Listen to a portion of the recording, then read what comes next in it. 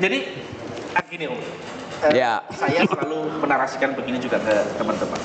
Proyek IKN ini juga sampai sekarang tidak mampu mengakselerasi perkembangan ekonomi Kalimantan Timur. Yes, betul. Proyek IKN itu sebatas bangunan besar, mimpi besar seseorang yang ada di dalam tembok.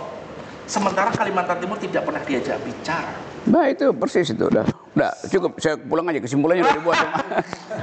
Tapi kalau yang ngomong saya nggak menarik. Artinya apa yang mesti dilakukan Kalimantan? Ini kan ada dua kemungkinan. IKN ini jadi atau mangkrak. Nah, terus nasib Kalimantan ini gimana? Semalam diilustrasikan juga. Awalnya Kalimantan Timur sebagai gadis yang molek, kemudian gadis yang cantik, kemudian yang terakhir adalah gadis yang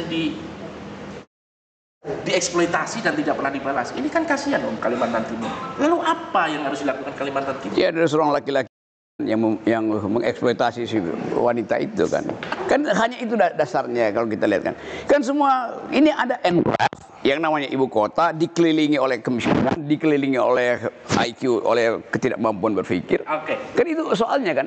Jadi sekarang coba saya bayangkan seandainya seluruh APBN di-freeze untuk bikin IKN. Semua kita silahkan Pak Jokowi, kan nggak usah tunggu 5 tahun ke depan multi layer APBN dalam 2 semester aja kita iakan jadi barang itu tuh. Sekarang pertanyaan siapa yang akan memanage barang itu?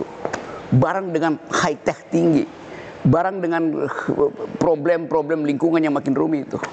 Yang bisa memanage ibu kota itu 2 semester ke depan adalah mereka yang IQ-nya di atas 100, yang punya kapasitas untuk membayangkan sistem komunikasinya macam-macam. Sekarang kita tanya siapa yang punya IQ 100 di Indonesia? Nggak ada, IQ kita 78 average.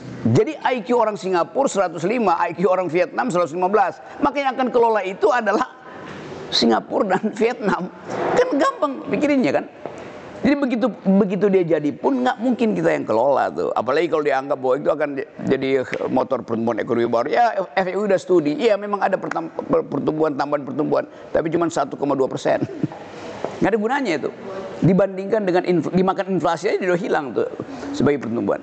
Jadi ada semacam dihipnosis kita oleh Pak Jokowi, itu akan jadi sesuatu yang bagus segala macam. Tapi dari awal saya bilang nggak bakal terjadi itu. Dan sekarang ternyata memang nggak ada investor kan.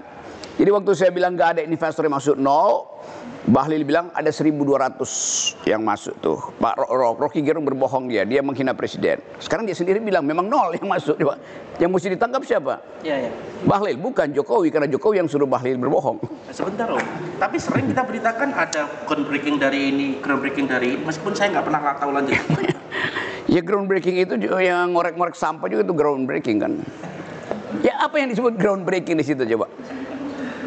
76 triliun ditaruh di situ. 2 hari lalu otorita IKN wakilnya minta 26 triliun lagi.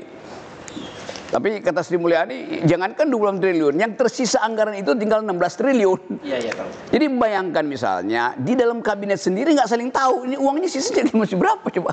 Bagaimana kita percaya dia sendiri saling berbohong coba. Kopi. Download Tribun X sekarang. Menghadirkan lokal menjadi Indonesia.